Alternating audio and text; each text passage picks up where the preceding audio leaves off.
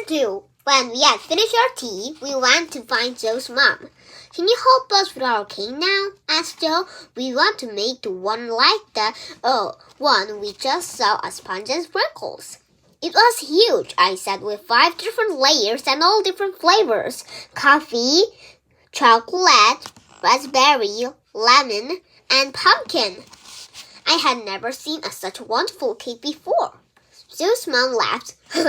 You need to learn a lot of ingredients for a cake like that, she said. I'll go to the supermarket if you're serious. We are serious, said Joe.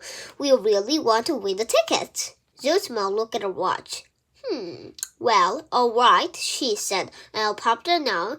We need some fishes for dinner. Anyway, that's in the garden. If you need anything. Oh, thank you, said Zoe, jumping up and down. While we waited for Zoe's mom to come back, we went to Zoe's bedroom. I love Zoe's bedroom, as it is always so interesting. She has butterflies painting on the walls and loads of posters stuck up into her wardrobe door. She also had a biggest dressing up box of everyone I know. Celebrate this dress up, I said, opening the box of the beginning to rummaging inside. Sure, said Joe, taking out of the pink fairy rings and sparkly silver crown. She put them on, then added a pair of slip-on shoes with pom-poms on her toes. I know, she said. Why don't I be a fairy queen, and you be a vampire queen? We can be a best friend, but the rulers of different kingdoms. My kingdoms will be on lovely pink cloud. I am going to have a place that was made from the grass, and everything was smelled of roses. She began to spray herself all over the flowers, scented perfumes.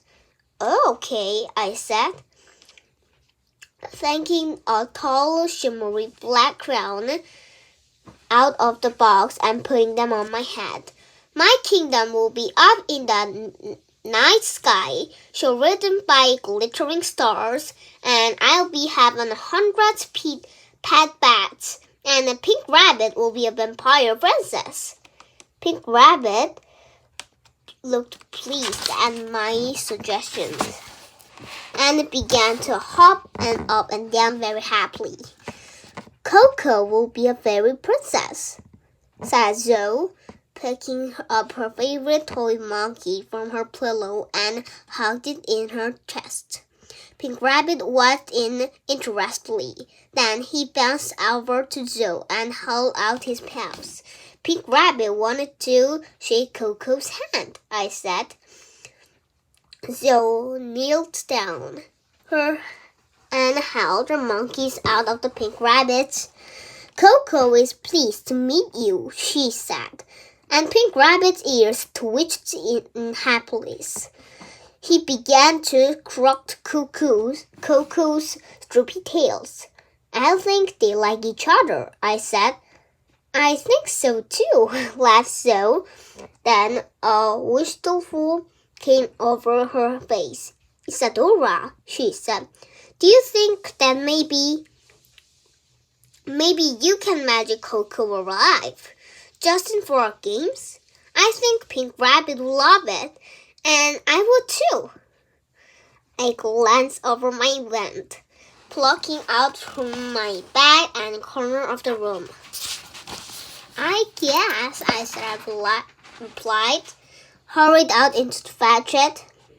Zoe started to jump up and down with excitement. Could you? She whispered briefly. Really? I'll try, I said. I've only done a spell once before. Thought it might take me a few tries.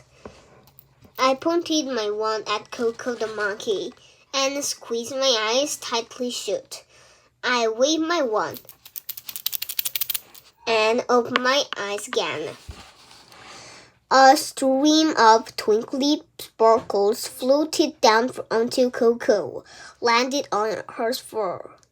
Oh! Sighed Zoe in wonder. The sparkling began to fade, and underneath them, Coco blinked her button eyes, and spelled head worked first time. Oh my! squealed Zoe, her hand flying onto her mouth and astonished. Coco twitched her arm and then her tail. Then she stood up shakily on her furry legs and jumped onto Joe's arm. Joe hugged Coco tightly, and I could see tears shining in her corner of her ears. "Thank you," she whispered. "Thank you, thank you." "Thanks, okay," I said, feeling pleased that Joe was so happy. Pink Rabbit was happy too. He was bouncing up and down by Joe's feet, trying to get Coco's attention. We began to play our games, pretending that Joe's bed, with its pink fur bird with a fluffy pink cloud. We laid out a black staircase with a dressing-up box too. When I stood top of it, it was in my vampire kingdom, inside my dark, Gothic castle with my own 100 pet bed flapping around me. "I am going to fly to your palace now," I said, and flapped into the air, flying the short distance across the floor and landing on Joe's bed. "I'm going to fly too," said Joe, flapping her pretend fairy wings and jumped down onto the floor. She stretched both her arms and wide and ran round the room in circles. Coco skipped along behind her, and Pink Rabbit followed. "I'm flying through the sky," she shouted. "I am full of fluffy pink clouds." As I watched her, I have an idea. What a lovely surprise it was though, if I magicked her pretend fairy wings to life. When I was sure she wasn't looking, I waved my wand again. Sparkling and glitter flew through the air, and suddenly her wings started to flap on their own. Zoe began to race up towards the ceiling. "Oh my goodness!" she squealed. "Look at me! You really fly!" I laughed, flapping on my wings, and joined her in the air. Round and round the room we flew, until we get tired, landing back down on the bed with a bounce. As we did so, we hear the sound of doors opening downstairs. "My mom must be back," said Zoe. She grabbed my hand and we raced down the stairs together into the kitchen, leaving Coco and Pink Rabbit playing in the bedroom. "Gosh," said Zoe's mom, "you two look a little different from when I left." "I am a fairy queen and Isadora is vampire queen," said Zoe. "Well, if you two as a queen would care to wash your hands and put on some aprons," said Zoe's mom. We started making the cake. I felt a fizzy of excitement as Zoe's mom started to lay out into the ingredients onto the table. Flour, butter, sugar, and eggs. There was a little bottle of food coloring, too, a salt of chocolate in the melting, and a peeping back into the icing. "It likes we are on sponges and sprinkles," said Zoe, as she watched her mom measure out of the sugar and butter to put into 2 bowls. She gave one on Joe and one to me. We had begun to mix their wooden spoon.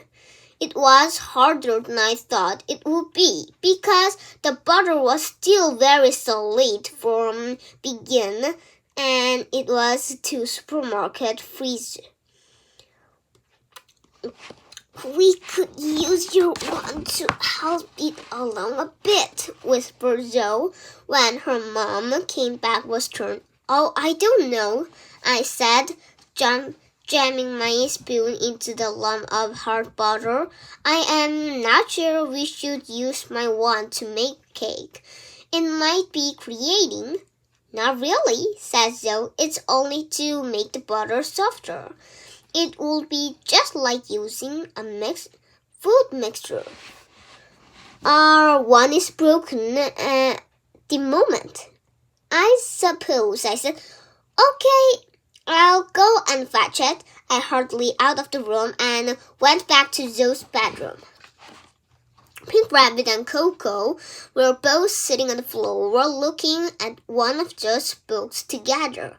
I grabbed my wand and ran back downstairs. As soon as Joe's mom turned her back, I waved our mixing balls and sparkling fizz and twinkled. And suddenly the butter and sugar in our bowls became perfectly smoothie and mixed. Yes, said Joe, perfect! Wow, said Zoe's mom when she turned back around. Good job. She measured out some flowers and poured into our bowls. We mixed it in together with some eggs. Now, for a completion part, said Zoe's mom, if you want to 5 layers cake, we need to spill the mixture into the 5 different bowls and then put a different flour into each of them. She began to spread it onto the mixture while Zoe and I watched. When we helped bean squeeze and the zest of lemon for our first layers on the cake. This is going to be delicious, I said. After a lemon, we added some raspberries to add to second bowl into the mixture, and then a chocolate crisps and cocoa powder to the third. I chose a pumpkin for the 4th layers as those chose coffee into the 5th. Even though she hated that smell. It's for Mrs. Cherry, she explained. I know she loves coffee because she always had a mug on it into her desk. Joe's mom laughed. There is a sneaking tactic, she said. When the mixture was ready, we poured them into the 5 tins of different sizes. And Joe's mom popped them into the big double oven. We'll check them on a half hour, she said, and left the room. Zoe and I peered through the oven doors and 5 cake mixture. You could do a little spell on them, said Zoe, to make them rise really high. Oh, I said, a vision floating into my mind of the cake almost taller than us. I waved my wand, and we watched as the cake mixture on the oven began to puff upwards to twist the normal size. Wow, said Zoe's mom when she came to check our cakes. Look how tall they are. Incredible. She took them out of the oven and turned them into the wire racks. They smelled delicious. While we waited to cool, Zoe's mom helped us to make the icing, a different color for every layers. Then she left us into the ice to the cakes. This cake is going to look amazing, said Zoe as we began to spread the icing onto the chocolate sponges. We're sure to win. I hope so, I said, opening a little pot of the sprinkles and shaking onto the tiny hearts and flowers onto the cake.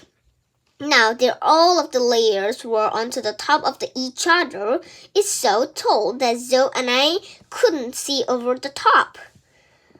What could make it look lovely spectacular, said Zoe. It is the icing was glittery, and I never seen a glittery icing before. Nor have I said, but it was a great idea. I waved my wand so that the icing began to glitter. For good measure, I waved my wand over the sprinkles too.